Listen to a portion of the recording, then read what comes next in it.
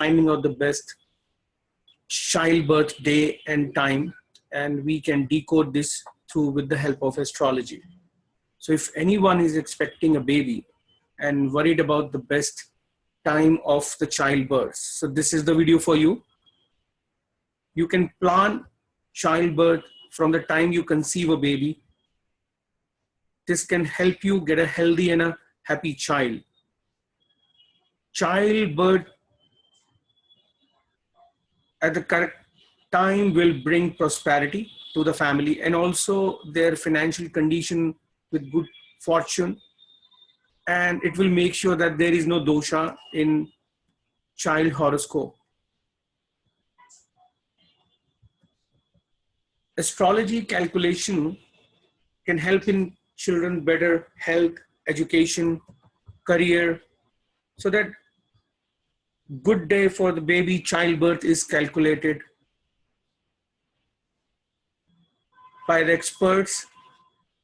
And what the expert will do, or when I say the expert, the astrologer will find out the best time and a day when the correct lagna or muhurta is auspicious, and it is duty of an astrologer to find out the correct stars at that point of a time by looking at the current transit. Though it is already known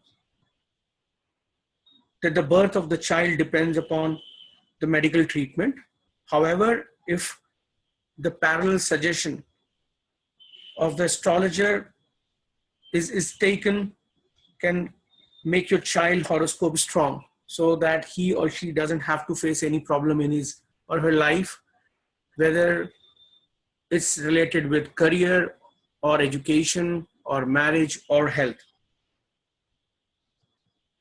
To provide the best future and life to your child, it becomes necessary to bring your child at the right time.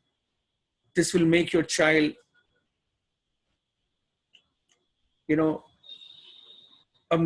make your child life less difficult and enable progress in their personal and career to their best.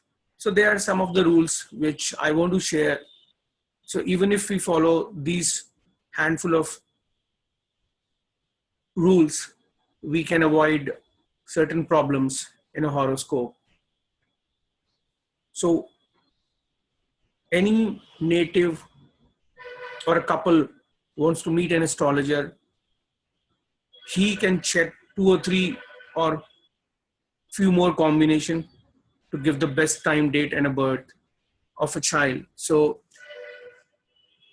going by the first rule, in the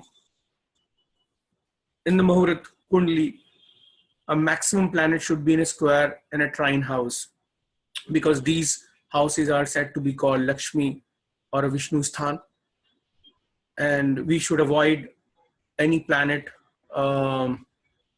getting into 6th, 8th and 12th house, because these houses are called Dusthana house. And when I say Dusthana, it means these are the bad houses. And the third rule is we need to check the moon strength. It should be a waxing moon or a Shukla Paksh moon, and we should avoid a birth during Amavasya or a Krishna Paksh.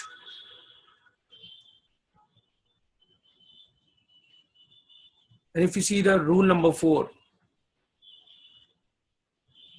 an astrologer should suggest a time or a date when there is no any malefic yoga is being formed, like Kemdrum or Kalsar or Pitradosh. So these are some of the malefic yogas. However, there are many more, but just to give a gist, I have mentioned only few important rules which we should avoid. And the rule number 5 is we should avoid Mool Dosha. So what is Mool Dosha? So if a child is born and at that point of time, if moon is transiting through Ashwani, Magha, Mool, Ashlesha, Jyestha or a Revati, nakshatra, at that time it is said to be called moon nakshatra. So these nakshatras are not good at all, and we should avoid it. And the same thing I've mentioned in the rule number 6, that we should find out the best nakshatra which is good for a childbirth.